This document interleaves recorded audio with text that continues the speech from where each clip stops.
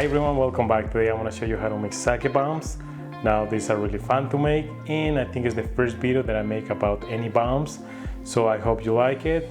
Alright, let's get to the ingredients first. Alright, so for the sake bombs we're going to need Japanese beer. I got Sapporo here and sake. Now for the sake, I recommend using a cheap one. You want to look for the Sochiko Pai. Alright, we're going to start by adding some sake in one of these ceramic sake bottles, and then we're going to heat it up in the microwave for about 30 seconds.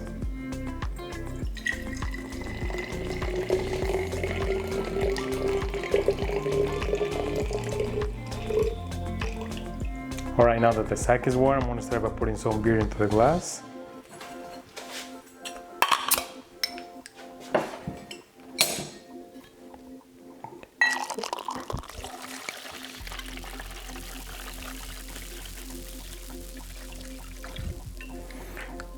And you want to pour just enough to cover the sake cup. Now we're going to add some sake to the cup.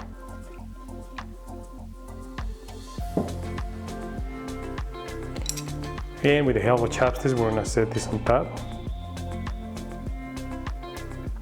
Now we're going to put the sake cup on top of the chopsticks.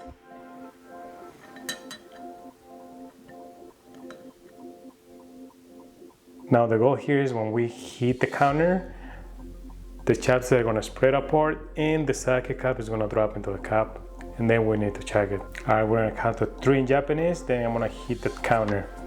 Alright, ichi, ni, san.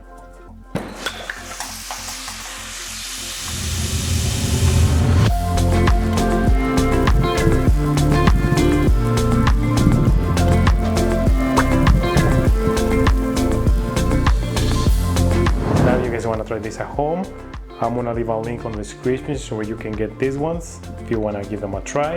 And that's how you make sake bombs. Now these are really fun to make, and as you can see I made a mess, but that's what they call sake bombs. Now I personally don't like sake, but when you mix it with beer you barely can taste it. It's also really cool feeling because the beer is cold and then the sake is warm. When you drink it, you can feel both of them at the same time, so it's really interesting. Alright, if you guys like the video, give me some thumbs up. If you want to learn how to make more drinks like this, hit the subscribe button if you haven't already. And as always, until the next one, cheers!